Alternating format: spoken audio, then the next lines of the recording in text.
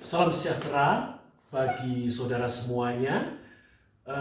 Sungguh bergembira, bersukacita pada hari ini kita bisa berjumpa lagi di dalam program Sapaan Gembala. Dan kembali bersama saya Pendeta Nathanael Sigit Wirastanto dari GKI Krian. Saudara, sepenggal syair yang baru saya mainkan tadi di dalam buku kita NKB itu diberi judul Hidup yang Penuh Berbeban. Nah, ini yang akan kita renungkan di dalam perspektif firman Tuhan dan apa makna bagi hidup saat ini. Dan sebelum kita merenungkannya, mari kita berdoa.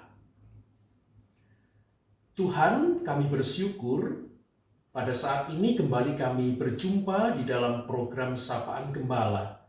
Dan sebelum kami merenungkan sabda Tuhan, kami mohon pertolongan Tuhan. Dalam Kristus kami berdoa.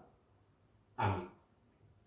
Saudara, saya membacakan dari surat Galatia 6 ayatnya yang ke-14. Ya, surat Galatia 6 ayatnya yang ke-14. Aku sekali-kali tidak mau bermegah selain dalam salib Tuhan kita Yesus Kristus. Sebab olehnya dunia telah disalibkan bagiku dan aku bagi dunia. Nah, saudara, lagu yang kita nyanyikan dengan judul Hidup yang Penuh Berbeban atau Ringan Semua di Kalvari itu diciptakan oleh seorang yang bernama John Moore. Jadi John Moore kisahnya adalah dia mendapatkan telepon untuk membesuk seorang pelaut muda yang sedang sakit serius. Lalu dia datang mengunjunginya. Dan ketika dia mengunjungi orang yang sudah sakit parah itu, dia membawa sebuah tulisan catatan atau traktat Injil. Dan di depan traktat itu ada gambar seorang Kristen, begitu. Dia membawa beban berat di punggungnya, dan dengan beban berat itu dia datang kepada salib Tuhan Yesus. Lalu orang itu ditanya oleh John Moore, apakah engkau sedang mengalami beban berat seperti seorang yang ada di gambar ini?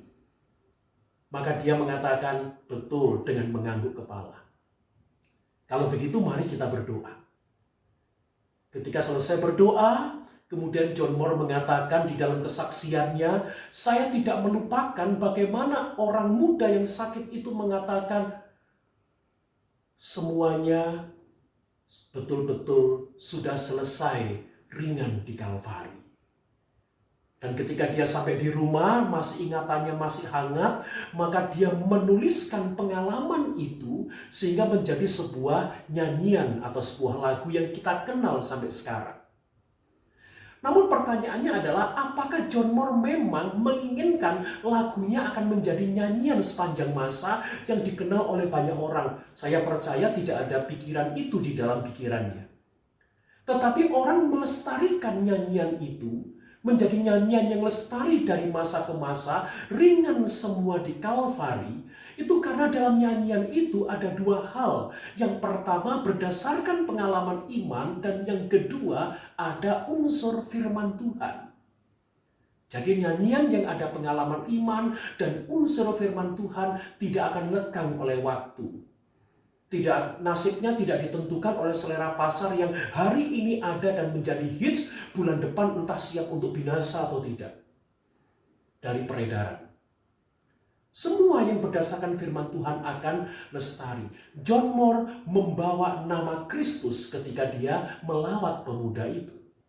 Karena dia membawa nama Kristus dan tidak membawa nama dirinya, maka nyanyian yang dia ciptakan menjadi nyanyian lestari yang dinyanyikan sampai dengan detik ini. Nah, saudara, Paulus di dalam surat Galatia mengatakan juga, aku sekali-kali tidak mau bermegah selain dalam salib Tuhan kita Yesus Kristus. Artinya di dalam pelayanan misi Paulus tidak membawa nama dirinya. Tetapi dia membawa nama Tuhan Yesus. Makanya dia bermegah hanya oleh salib Kristus dan bukan karena dirinya.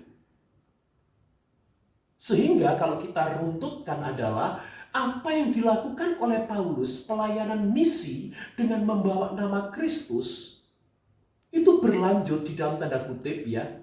berlanjut dilakukan oleh John Moore. Jadi ada mata rantai pelayanan Paulus yang membawa nama Kristus dengan pelayanan Bapak Gereja, para misionaris, dan kemudian Pak John Moore melakukan. Jadi mata rantai orang-orang yang membawa nama Kristus dan karyanya diingat orang dari masa ke masa. Karena Kristus sendirilah yang membuat karya itu lestari. Maka pertanyaan sekarang adalah, apakah kita yang hidup di masa kini masih menjadi kepanjangan atau mata rantai dari orang-orang yang membawa nama Kristus? Atau maaf, jangan-jangan di tangan kita mata rantai itu justru terputus. Jangan pernah kita memutus mata rantai. Kita harus menjadi barisan atau bilangan dari orang-orang yang di dalam pelayanannya membawa nama Kristus, bukan membawa diri kita.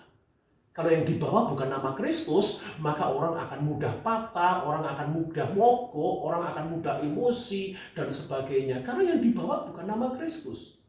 Namun karena yang dibawa adalah nama Kristus, orang yang melayani bawaannya apa? Ingin mengosongkan diri dan biarlah diisi oleh Kristus.